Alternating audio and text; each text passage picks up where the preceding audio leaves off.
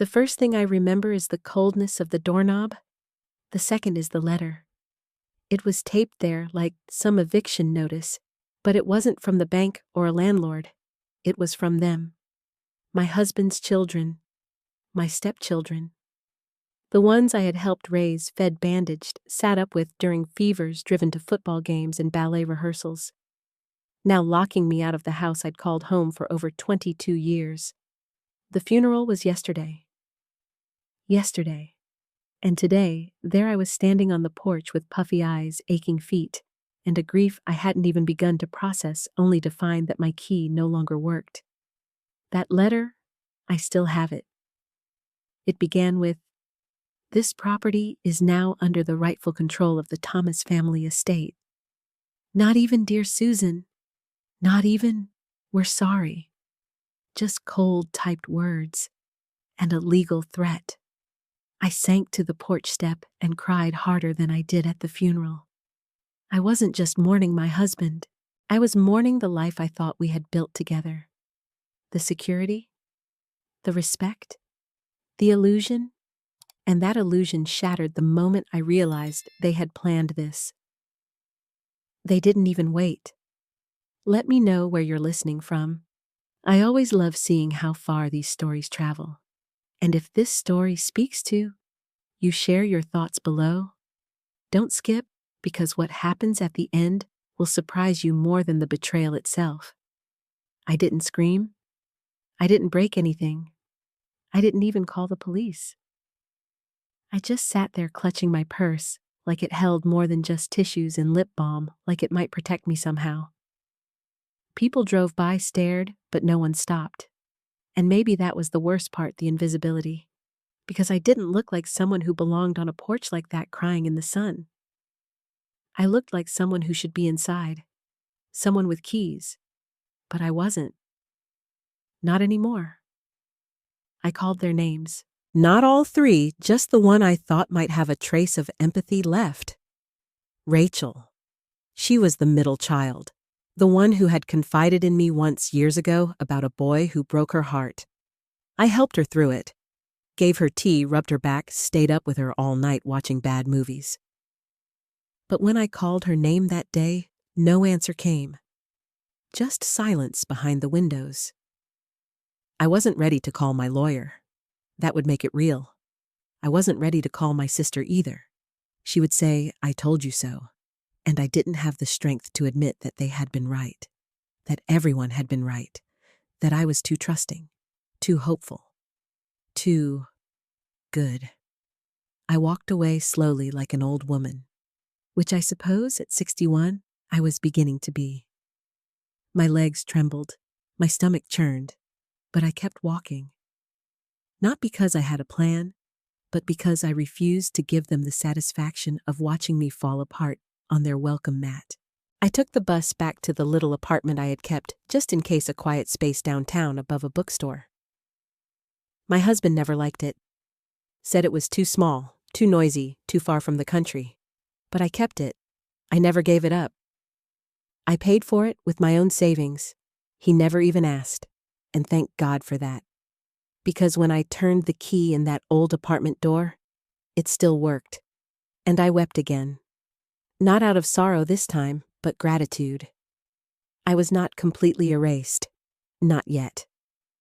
That night, I poured myself a small glass of wine, sat by the dusty bookshelf, and opened the old leather-bound folder I had kept locked in a metal box beneath the bed. Inside were a few things no one knew. I had account numbers, passwords, my husband's handwritten notes, photocopies of our marriage license, and one very important document, a letter from him. Sealed. Unopened. I hadn't touched it in over a year. He had written it during one of his hospital stays. Told me not to open it unless something happened. And now, something had. I broke the seal with shaking hands. The handwriting was unmistakably his, careful, slanted, filled with little loops. He had always been so neat. "Susan," it began, "if you're reading this, then they've done what I feared they might. I'm sorry." He knew. He knew this day would come. He knew this day would come. That sentence played in my mind like a quiet echo. I sat frozen, staring at those words as if they might rewrite the world around me. But they didn't.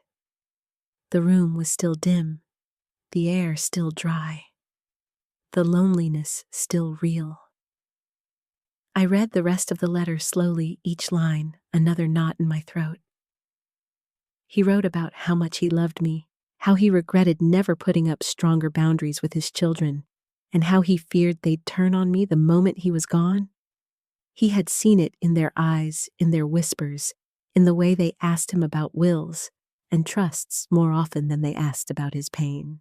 He told me where to find certain papers, who to call, what to say. He had left me tools, not money, not houses, tools, because he knew that if I had to fight, I'd need more than sentiment.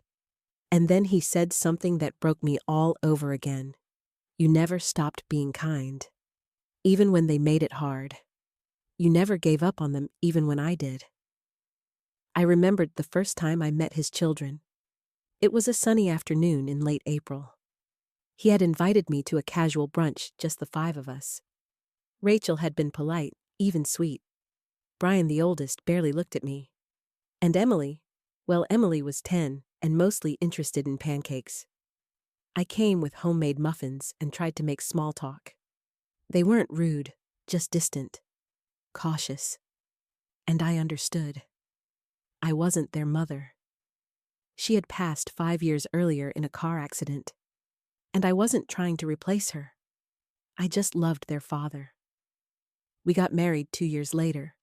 A small ceremony in the backyard. His children came, stood in the second row, didn't smile, but they came. I remember thinking that was a good sign, a hopeful sign. Over time, I tried. God, I tried. I learned their birthdays, their favorite meals. I drove them to practice, helped with homework, stayed up for college calls. I thought if I was consistent, kind, patient, eventually I'd earn their trust. Not love, I never expected that. Just trust. Years passed. Brian got married. Rachel moved out west. Emily grew up, got angrier, then quieter. Their father softened in his old age. He took walks, wrote poems, cooked Sunday breakfast with me. He always said, "You've made this house a home again," and I believed him. But looking back, there were cracks. Holidays where they forgot to invite us. Phone calls I wasn't included in. Bank statements that started arriving in digital form, only to emails I didn't recognize. He brushed it off. Said they were just being independent. When his health declined, I stepped into every role. Nurse, chauffeur, therapist. I stayed by his side every night in the hospital. Bathed him when he was too weak. Held his hand through seizures and surgeries. His children visited, yes, but never stayed long. Always with appointments. Always with excuses. And when he died, they barely waited a breath before asking me to leave for a few days while they sorted things out. That's how it began. That few days became a final lock. I closed the letter and felt a strange calm settle over me. I wasn't crazy. I wasn't imagining it. He had seen it too. He had known. And more than that, he had prepared for it. The next morning, I got dressed in one of the old outfits I used to wear to church. Simple, neat, familiar. I looked in the mirror and saw a tired woman, but also a capable one. I tucked the letter into my purse and headed down to the bus stop. The world outside was busy with its usual rhythm, dogs barking horns, honking people walking past one another without seeing. But I felt different, focused.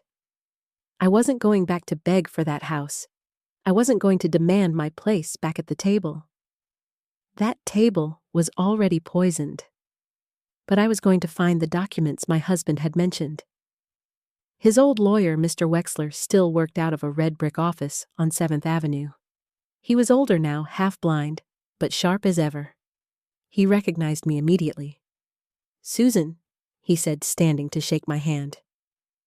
I was wondering when I'd see you. I handed him the letter. His eyes scanned it quickly, then he nodded. He gave me a packet, he said. Locked it away a year ago.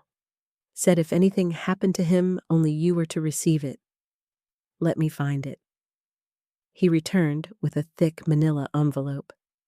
Inside a copy of the trust, a notarized letter giving me full legal rights to manage the estate in the event of any conflict, and a key, not to the house, to a safety deposit box in his name.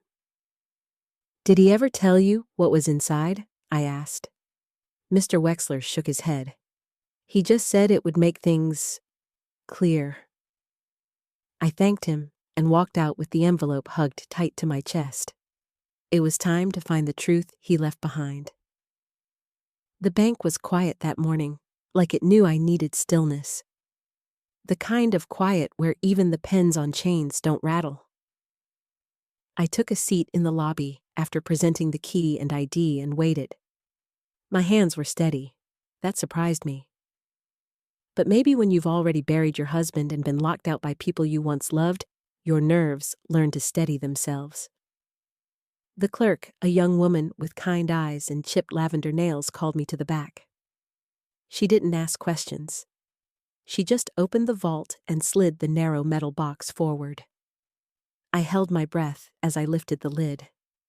Inside was a leather binder, aged and worn, zipped shut with care.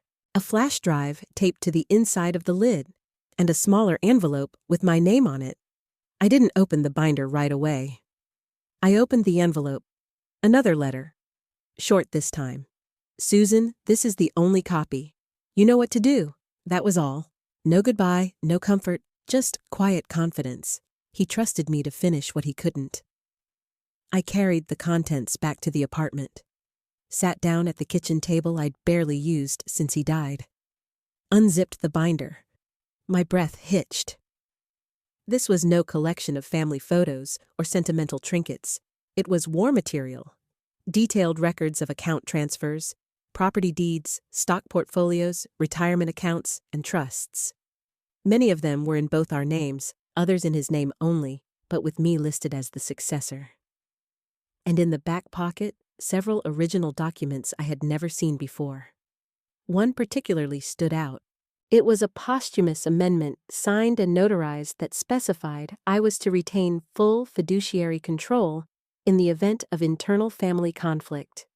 The exact phrase, in any instance of discord, harassment, or alienation against my wife Susan, all decision-making powers and estate control shall default solely to her. I closed the binder slowly. My pulse steadied again. This wasn't revenge. Not yet. This was power. And I hadn't had any in weeks. I made 3 calls that day. First to Mr. Wexler, second to my own financial advisor, a woman named Mira I'd worked with for years behind the scenes. And third, to the bank. I requested a meeting with the estate services manager. I explained that I had documentation from the deceased naming me as the sole executor in the event of conflict. The manager was cautious at first, but after scanning the paperwork, her expression shifted. Would you like to place a temporary freeze on the estate-linked accounts while this is reviewed? She asked. Yes, I said without hesitation. All of them. And the real estate holdings locked those too. No sales, no transfers. She typed for a long while. When she finally looked up, her voice softened. We'll notify them. Legally, we're required to. I know I replied, let them come. And come they did. 2 days later, Brian showed up at my apartment. I didn't buzz him in. He stood at the call box, pressing the buzzer over and over, voice rising each time. Susan opened the door. What the hell did you do? Our cards are getting declined. You froze Dad's accounts. This is illegal. I didn't move. I just watched him from the window. He looked exactly like his father when angry red-cheeked nostrils flaring. But unlike his father, Brian had never learned the art of listening. Next came Rachel. She called first. Susan, please. What's going on? Brian said you're sabotaging everything. I almost hung up. But I didn't. I'm following your father's instructions, I said calmly. He left it all in writing. There was a long pause. I could hear her swallow. That can't be true. He said he made us co-executors. He did. Then he changed his mind. Another pause. Then she whispered, I didn't know he did that. He didn't want to hurt you. But he saw who you all were becoming. I didn't, she stopped herself. I didn't mean for it to go this far. Yes, you did. I hung up. The final call came from Emily. I had nothing to do with that letter, she said without greeting. That was Brian. He typed it. Rachel printed it. I didn't stop them. And that's supposed to comfort me, I asked. No, she whispered. I just needed to say it. I said nothing. A week later, I received legal notices. They were contesting the trust amendment, accusing me of forgery, claiming I manipulated their father while he was ill. Their lawyer used phrases like undue influence and predatory behavior. I sent every document to Mr. Wexler and Mira. They responded with a cease and desist. Attached to it was the audio file from the flash drive. My husband's voice, calm, clear, dated 6 months before his death. He read every clause aloud, reaffirmed every decision, and ended with the words, "This is my voice, my will, my love, my truth." It broke me, but not in the way they hoped. I wasn't fragile anymore. I was the storm. I didn't yell. I didn't lash out. I didn't go to the news or post a single thing online. That wasn't my style. I had learned over many years that silence holds more weight than shouting, especially when the truth is on your side. Let them talk. Let them twist stories. The paper trail was mine. The recordings were mine. The power for once was mine. But I didn't celebrate. Not yet. Instead, I began preparing. Quietly. Carefully. I started with the details they'd never bothered to ask about. My name was still on the family business account, a legacy landscaping company their grandfather had started. My husband had kept me listed as co-owner out of habit and likely out of loyalty. So, I filed the necessary forms. The IRS acknowledged the transfer of managing rights. Overnight, their business line of credit froze. Then the real estate portfolio. 4 properties including 2 vacation rentals and 1 undeveloped lot. I initiated legal steps to separate those assets into an independent trust under my control, a structure my husband had mentioned years before, but never implemented. Now I did. They hadn't even realized the properties weren't in their names. They only assumed. I kept my phone on silent for 2 weeks. The notifications piled up. Missed calls, angry voicemails, emails ranging from threats to pleas. I didn't respond to any of them. Let them flail. Let them wonder. But every night I read the binder, page by page. I wrote out summaries, created copies, made lists of every account and asset that had passed through our hands over the last 15 years. And I made a backup of everything. 1 copy at my lawyer's office, 1 in a waterproof lockbox, 1 on an encrypted USB drive hidden in a book. Because I knew this wasn't over. I wasn't just protecting what was mine. I was protecting what he built, and more importantly, what he entrusted to me. One afternoon, while sorting through his old papers, I found a photo. Us standing on the back porch of the lake house. He had his arm around me. I was laughing. The trees behind us were on fire with autumn colors. It was the year before the diagnosis. The last year, we were truly happy without shadows. I stared at it for a long time, then slipped it into the front cover of the binder. A quiet reminder. Then came the letters from the estate attorney. They had hired a young man who clearly thought he could intimidate me with formal language. He demanded an immediate meeting. I agreed. We met in a sterile conference room downtown. He arrived with all 3 children. They looked tired. Emily wouldn't meet my eyes. Rachel looked ashamed. Brian was full of fire. The lawyer began listing claims: undue influence, suspicious timing, asset misappropriation. I let him talk. I let him finish. Then I opened the folder. Slide after slide, document after document. Originals, copies, recordings, the amendment, the notarized statements, the posthumous letter. Then I played the audio. My husband's voice filled the room. Calm, firm, clear. This is my voice, my will, my love, my truth. When the recording ended, no one spoke. Finally, I looked at Brian. "You called me a liar," I said softly. "You called me a thief. And yet, everything in this folder came from him, not me." Rachel shifted in her seat. Emily dabbed at her eyes. The lawyer cleared his throat. "Given this documentation, I advise my clients to withdraw their contestation." Brian looked like he wanted to argue, but even he knew the battle was lost. Still, I wasn't done. "There's one more thing," I said, sliding a thin white envelope across the table. "A restraining order. You are not to contact me directly.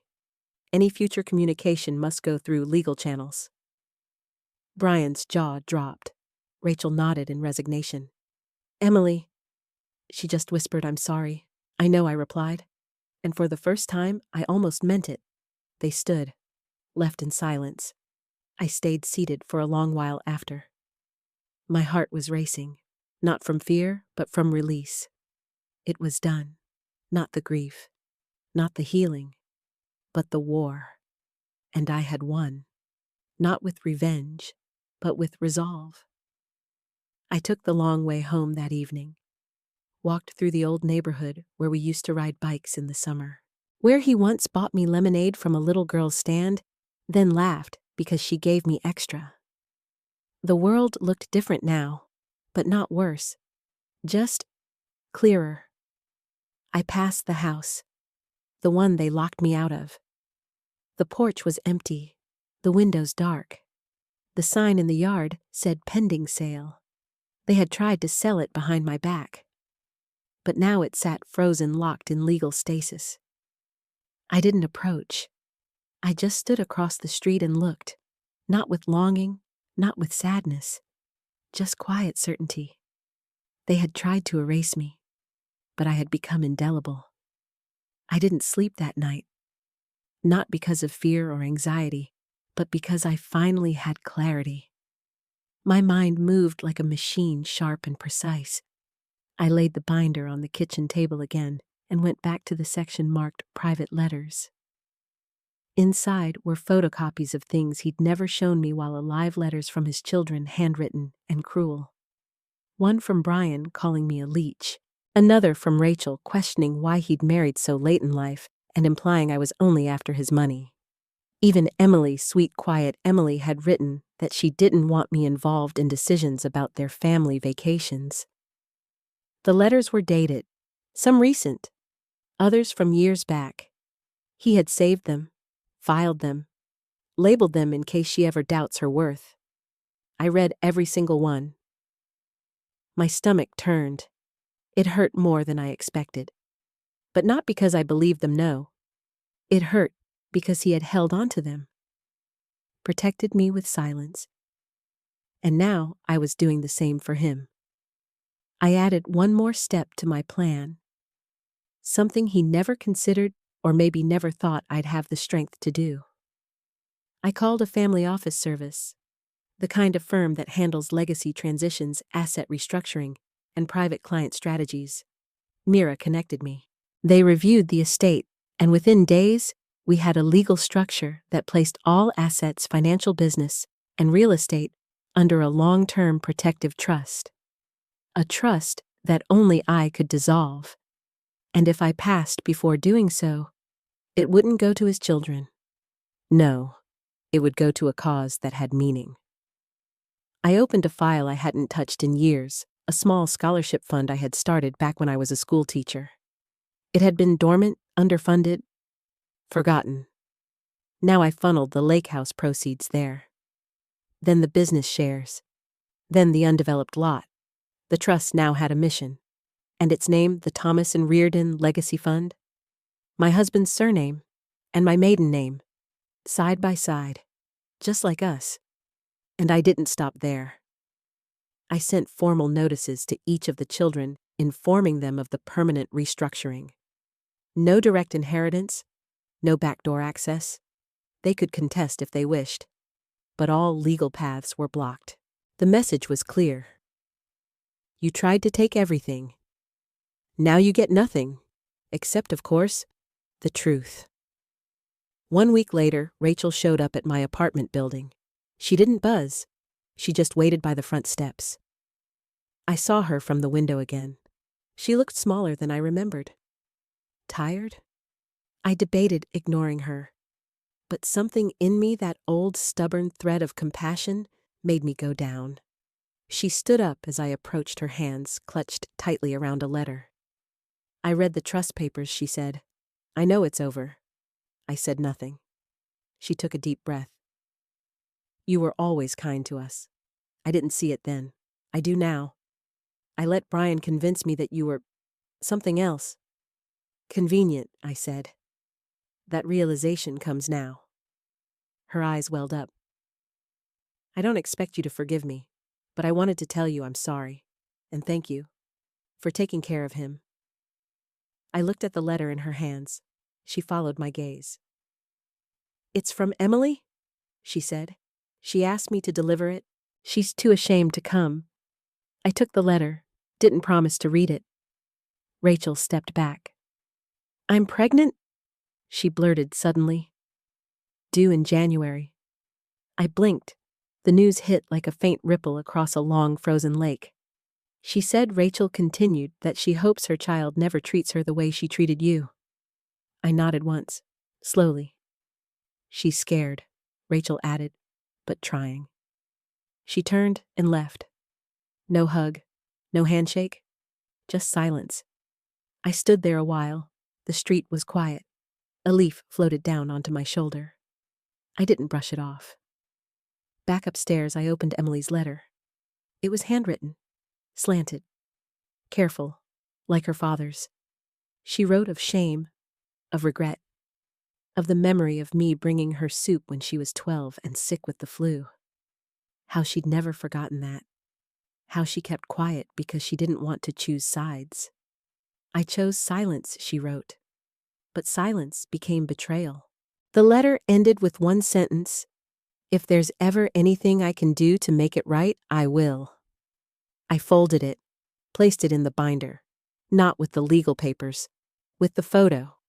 Because some truths didn't need filing, they just needed remembering. It started to unravel for them, not with a bang, but with silence. The kind that stretches over days, heavy and unanswered. Brian tried to spin a narrative through family friends, called me manipulative, said I preyed on a grieving man, implied I isolated their father in his final years. But the ones he told, they remembered how I pushed him to spend time with his kids, how I drove him to Brian's baby shower, how I made peace when he wanted to give up. The more he talked, the less people believed him. The bank confirmed the freezes were legal. The trust was airtight. His lawyer dropped him. Even the financial advisor they tried to hire refused to take the case after reading the documents. I didn't have to say a word. The walls were closing in, not because I forced them, but because they built the house wrong to begin with. I watched it all from a distance. Quiet, measured. I still took walks every morning, watered the plants, read books. My life wasn't extravagant, but it was mine. And now it had peace. One Thursday afternoon, I received an envelope in the mail with no return address. Inside were 5 pages printouts of text messages between Brian and a man named Kenneth. Legal documents, plans, something about transferring assets offshore. One message, we just need her out before probate finalizes. The timestamp, 2 days before the funeral. I made copies, sent them to Mira. She sent them to the IRS. That same week, I got a call from the family office firm. There's a lien notice on the landscaping business, the advisor said. Apparently, Brian took out a line of credit last year against future inheritance. I laughed. A short, dry sound. He didn't inherit anything. Exactly. They were coming apart. I didn't enjoy it exactly. But I noticed it. And noticing felt like justice. Then Rachel called. I debated answering. But curiosity won. "They're fighting," she said softly. "Brian and Emily. She blames him for everything. Says she just wanted peace, and he's dragging her name through everything now." I stayed silent. Are you watching this happen?" she asked.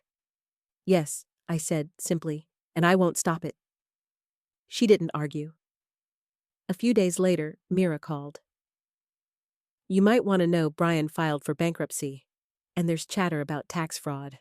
The IRS is circling." I looked out my window. The sky was bright.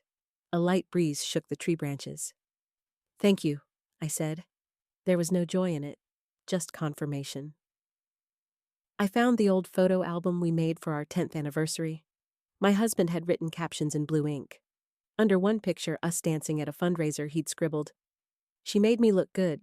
Always did." I smiled. They were losing everything because they built it all on a lie that I didn't matter, that I was disposable, that I could be erased. But I was the one who stayed when their father cried at night. I was the one who read to him in the hospital, held his hand when he couldn't speak, kissed his forehead when he forgot who I was for a moment. I was the one who mattered. I didn't post anything online. No long explanations, no public statements. I didn't need to defend myself, because anyone who really knew him knew me, and anyone who didn't wasn't worth convincing. Rachel sent one final message: Brian's moving out of state. Emily's not speaking to him. The family is broken. I don't blame you, but I wanted you to know. I stared at the screen, typed 3 words. You broke it. And that was all. Sometimes the most powerful thing you can do is nothing. No retaliation, no apology, no invitation to return, just silence. Let the truth do the talking. The knock on my door came on a quiet Sunday morning. I wasn't expecting anyone. I had just brewed tea and was flipping through an old gardening magazine. I ignored the first knock, assuming it was a solicitor. Then the second knock came softer. Almost unsure, I stood, looked through the peephole, and saw Emily, alone. She held a folder in her arms and looked thinner than I remembered. Not sick, just hollowed out by something heavier than grief. I hesitated for a long time before opening the door. "Can I come in?" she asked quietly. I nodded once, stepped aside. She walked in slowly, her eyes scanning the space like it held ghosts. And maybe in a way it did. We sat across from each other at the kitchen table, the same one I'd used to organize my quiet war. She placed the folder between us. "I wanted to give you this in person. I didn't touch it. I know you probably don't care," she continued, "but I've written a formal statement. About the letter, about the money, the planning, everything." I stayed silent.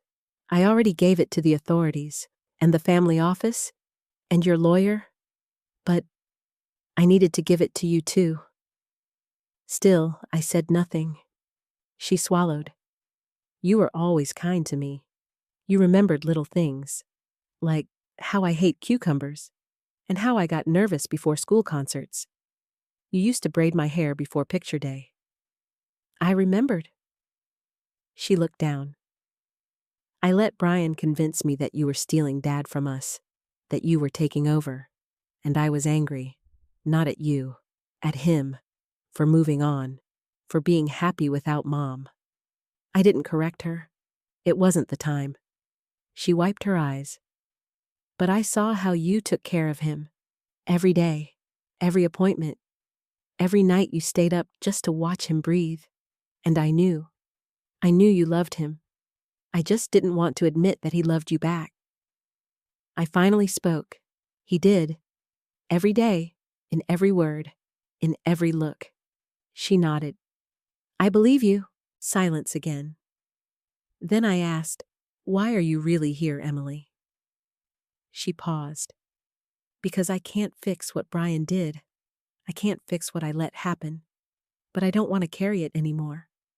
I looked at her. Really looked. She wasn't the angry teenager who once told me I'd never be her mother. She was a woman now. Fractured, regretful, trying. I opened the folder. Her statement was typed, signed, notarized. She had taken accountability in every paragraph. Even named Brian's offshore attempts. She had nothing to gain, only the weight of honesty to lose. You didn't have to do this, I said. I know, she whispered, but I needed to, for me, and for Dad. We sat in silence for several minutes. She didn't ask for forgiveness. She didn't expect a hug. Before leaving, she turned at the door. There's one more thing. I waited. I'm in therapy now. Real therapy. And I talk about you more than I talk about Mom.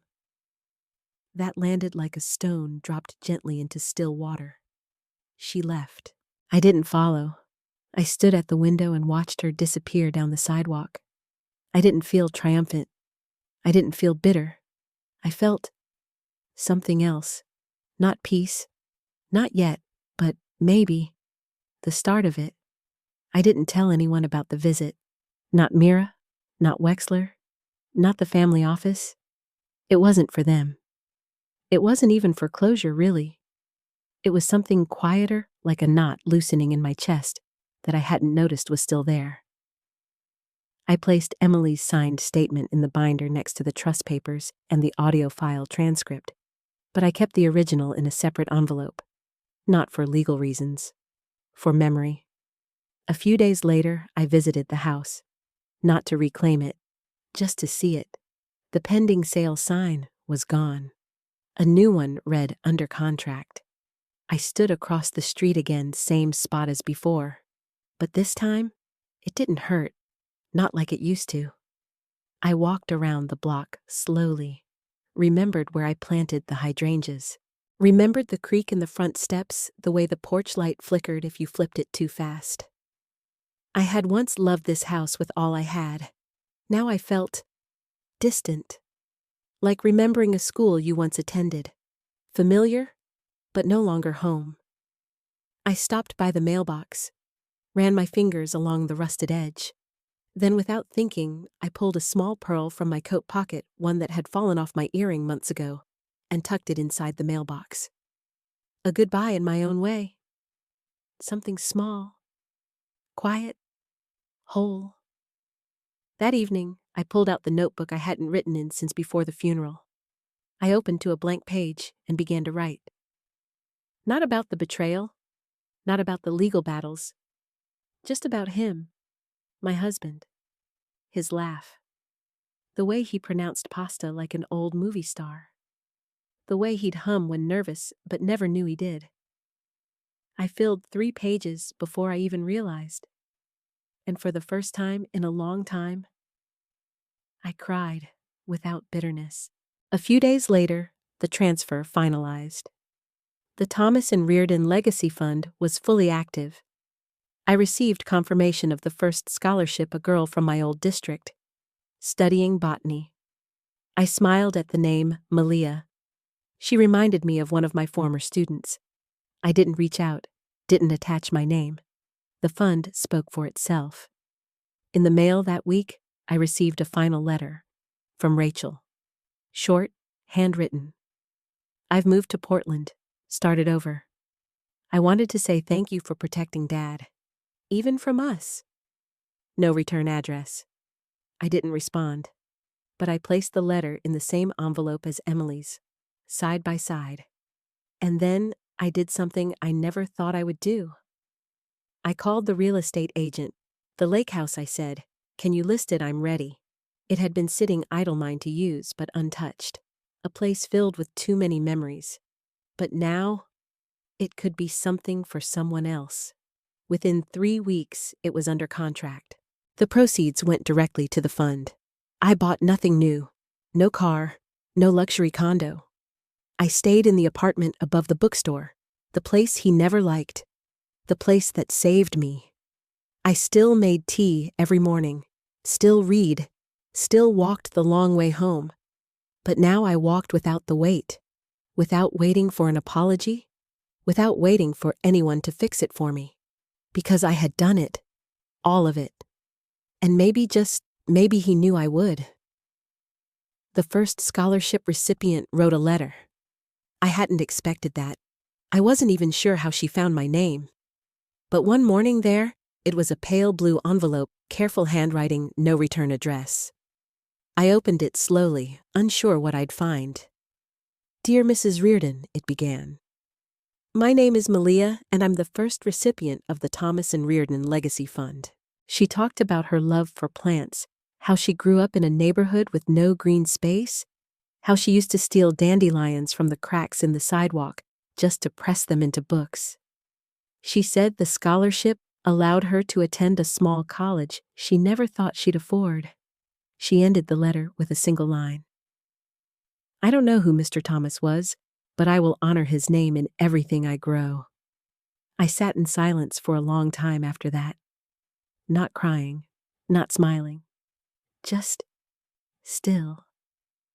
I placed her letter inside the binder. It sat right next to the last photo we took together. My husband and I, arms around each other, standing at the edge of the lake house dock, the sun bleeding orange into the water behind us. It was the same dock where we had first danced barefoot tipsy on cheap wine, pretending we were 25 again. That photo was never framed. I don't know why. Maybe because it felt too private, too much ours. A few days later, a package arrived. No note, no card, just a small, carefully wrapped wooden box. Inside, a silver necklace. At first, I didn't understand. Then I saw the initials etched into the underside, RT Rachel Thomas. It was hers, the one her father had given her for graduation. She must have mailed it without fanfare. No letter, no request, just surrender. I held it in my hand for a long time, then placed it in my drawer. I wasn't ready to forgive, but I could recognize a gesture when I saw one. That night, I returned to the porch. Not the one I'd been locked out of. The one behind my apartment, small and creaky, overlooking an alley where cats often roamed. I brought a glass of wine and the old church shawl I used to wear when we'd attend midnight services. And I wrote 3 letters. One to the lawyer finalizing the last donation. One to the family office dissolving any remaining ties to shared assets. And one to myself. It wasn't long, just a list. What I gave, what I lost, what I refused to let go of. What I had built piece by piece from the ashes. When I finished, I sealed the letter and tucked it into a small wooden box. Not for anyone else. Just for me. A time capsule of sorts. The next morning, I walked to the local park. Planted a sapling tree, a gift from the Scholarship Foundation in honor of the fund. I placed the box under the roots before the soil was closed. The past buried, the future growing. 2 weeks later, I got a knock at the door. Not family, a neighbor, a little girl named Hannah who lived on the 3rd floor. "Are you the lady who makes the lemon cookies?" she asked. I smiled. "I used to be." She nodded. "My mom said you're very quiet, but you look kind." I laughed. It surprised me. I hadn't laughed in days. "I try to be," I said. She handed me a crumpled piece of paper, a drawing of a flower. "It's for you. I thought you might need it." I thanked her, took the drawing, placed it on the fridge, because sometimes the universe whispers back. The next chapter came not with a phone call or letter, but with a knock. A soft, hesitant knock, like the person on the other side wasn't sure if they should be there. I opened the door slowly and found the youngest of them all, Emily. Again. But this time, she wasn't holding a folder. She was holding a small bag and a tin of loose-leaf tea. "I thought maybe we could sit," she said. "Just talk." Something in her face had changed. Less guarded, less bruised by bitterness. There was no script in her eyes. No agenda. Just someone trying. I stepped aside. "I have honey and lemon." She smiled. "Perfect." We sat at the table again. Same chairs, same quiet hum from the street below. But everything felt different. This wasn't a confrontation. It wasn't restitution. It was a moment suspended between who we were and who we could still become. We drank in silence for a while. She cupped the mug like it was a lifeline. "I didn't just come for peace," she said. "I came because I wanted to remember him. Not fight over him. Just remember." I nodded. "Go on." She looked out the window, then back at me. "Do you remember the night he fell asleep in the sunroom, and you stayed up all night because you were afraid he'd stop breathing?" I did. "I was 16, she continued, "and I came down to get water. You were in that old rocking chair, barely awake. You didn't even notice me, but you were humming. Same song Mom used to sing." My chest tightened. I remember thinking she said, voice cracking, "You really did love him." I didn't speak.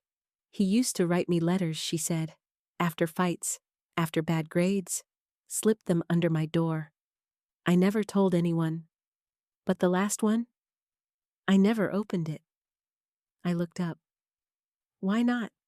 "Because I was afraid it would make me forgive him. And then I'd have to forgive myself." I reached across the table and placed my hand over hers. It wasn't instinct. It was choice. She cried, quietly, like someone who'd held it all for far too long. We didn't solve anything that day. We didn't rebuild decades. But we shared tea and truth, and that was something. Before she left, she handed me a photo, one I'd never seen. It was of me and her father laughing under the willow tree at the lake house. I didn't know anyone had taken it. "He had it in his wallet," she whispered. "Even after the strokes, even after everything, he kept it." My throat tightened. "I thought you should have it." I didn't cry. I just nodded. "Thank you." At the door, she paused. "I'm not asking to be part of your life. I know that's too much. But if you ever want company, or someone to remember the good things with..." She didn't finish. She didn't need to. After she left, I stared at the photo for a long time. We looked so alive, so unaware of the future, so rooted in that one perfect moment. I placed it next to the binder, not inside it, not locked away, just there, out in the open. Because maybe not everything needed protecting anymore. Some things needed remembering, and some wounds, once aired, began to close. I didn't call her back right away. I let time breathe between us. Some days I thought about her. Some days I didn't. But the photo stayed on the counter, and the silence between us didn't feel heavy anymore, just unfinished. 2 weeks later, I returned to the bank. Not for business, not for war, just for clarity. I met with Mira in a small meeting room, and we reviewed the accounts again. The fund was flourishing. Quiet donations had begun to arrive, friends of my husband, old colleagues, even a few from former students who had heard about the scholarships. But it was something Mira said as she closed her binder that stuck with me. "You still have options, Susan. You're not stuck in this story. Not anymore." And she was right. That afternoon, I went back to the storage unit I hadn't touched in months.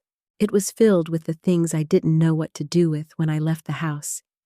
His old briefcases, My china set boxes of Christmas decorations we used once then forgot. I sorted through everything slowly, piece by piece.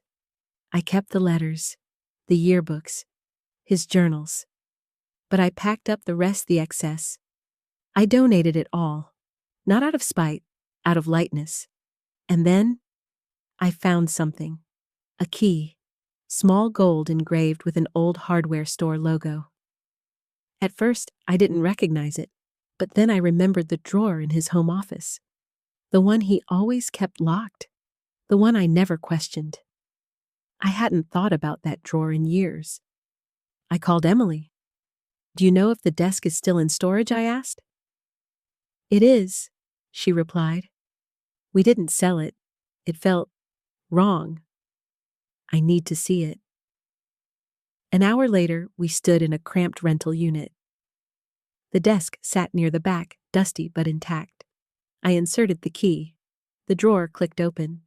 Inside, a small velvet box containing his wedding band, a flash drive, a photo of us on our honeymoon, and an envelope. My name written in his handwriting. Emily stepped back. "Take your time." I opened it slowly. Inside was a second letter. "Dearest Susan," it began.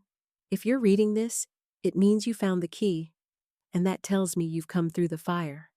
He wrote about love, about regret, about how he should have defended me more loudly, how he saw the cracks forming and waited too long to patch them. "I know you'll protect what matters. But don't forget to live too. Don't let them define the ending. The final line, give something back, but take something with you too." I closed the letter and tucked it back inside. Then I turned to Emily. "I'm not going back to the house," I said, "but I'm not going to erase everything either." She nodded.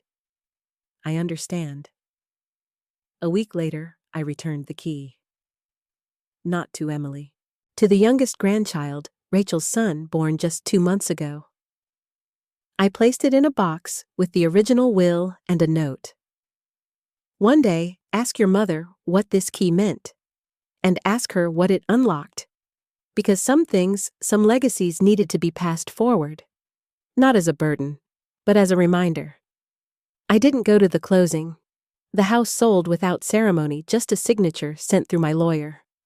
I watched the email arrive, opened the PDF, signed my name, and that was that. 22 years gone in 3 digital strokes. I didn't feel sad. I didn't feel triumphant. I felt done. The proceeds went directly into the fund. Not a penny to my name. People might think that's foolish, but the truth is, I already had what I needed. I had peace. I had clarity. I had my name back, not in the legal sense, but in the emotional one. The name they tried to smear. The identity they tried to bury under shame and silence. I had pulled it out, cleaned it off, and claimed it again. With the house gone, the storage unit emptied, the papers filed, there was nothing left to chase. No legal threads to tie, no battles left unwon. So, I turned to the thing I'd neglected most. Myself. I began walking to the beach every morning. Not for exercise. For stillness. I liked to sit on the bench by the rocks and watch the tide come in. Same time each day, same rhythm. It reminded me that the world doesn't stop for grief, or betrayal, or even healing. It just keeps moving. I brought a journal with me, not to write the past. I was done recording what had been taken. I began writing what I wanted to give. A list, a blueprint, a quiet rebellion against everything they thought I wouldn't survive. I started tutoring again. Just one student, a shy high school senior named Leah. Brilliant, soft-spoken. Her parents said she reminded them of a ghost in the house, always reading, never speaking. I brought her cookies. We read poetry. We talked about college. And then one afternoon, she asked me something that caught me off guard. "Were you ever really angry? Like so angry you couldn't breathe?" I looked at her for a long time. Then I answered honestly, "Yes. But I didn't let it rot me. I turned it into something that could grow. She nodded, wrote it down. I didn't ask why. One day, I took her to the park where I buried the box under the tree. I didn't tell her what was there. Just let her sit beside me on the bench. "This is my favorite place," I said. She smiled. "Mine too now." In those quiet weeks, I realized something powerful. Closure doesn't arrive with a grand gesture. It doesn't knock. It doesn't ask permission. It seeps in slow and quiet until one day you wake up and realize you've stopped looking backward. Emily called once more, just to say she was starting over. A new job, new apartment. No contact with Brian. "Good," I said. "Not for me, for you." She didn't ask for anything more, and I didn't offer. The binder stayed on the shelf now, not on the table.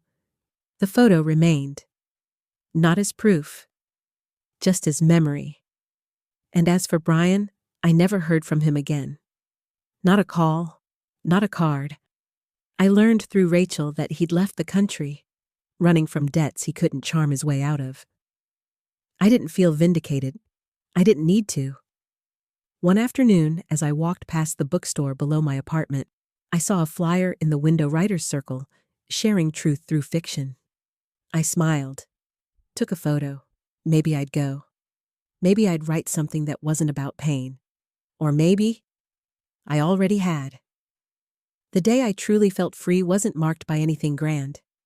No dramatic phone calls, no last-minute letters, no revelations. It was a Tuesday, mid-morning. A soft breeze rolled through the curtains. The kettle whistled gently, and for once I let it sing a little longer. I poured my tea, slowly sat in the armchair by the window, and realized I wasn't bracing for anything. Not anymore. I looked around the apartment, the same space I had first come back to in tears and shock. It used to feel temporary, like a waiting room between chapters. Now it felt earned, mine.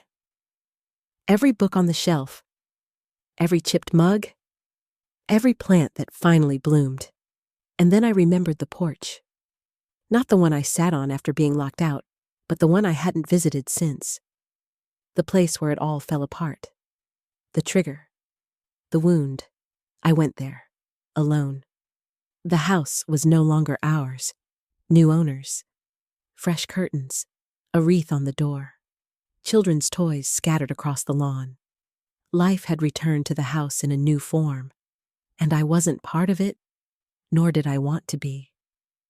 I sat across the street, same bench, pulled a folded piece of paper from my coat pocket. It was the first letter I had written to my husband after his death. One I never sent. One I never read aloud.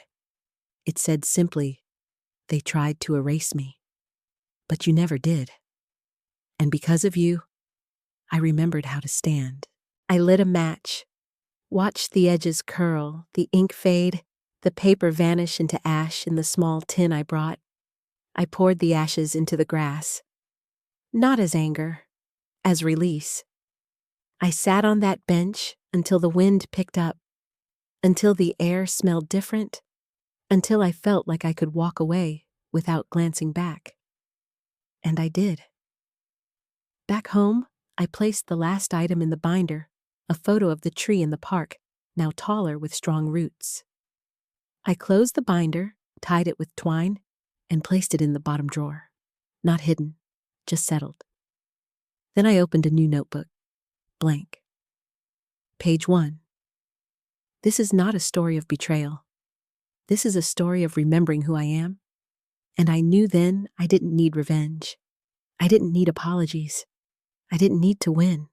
I had already won. Because I still had my name. I still had my truth.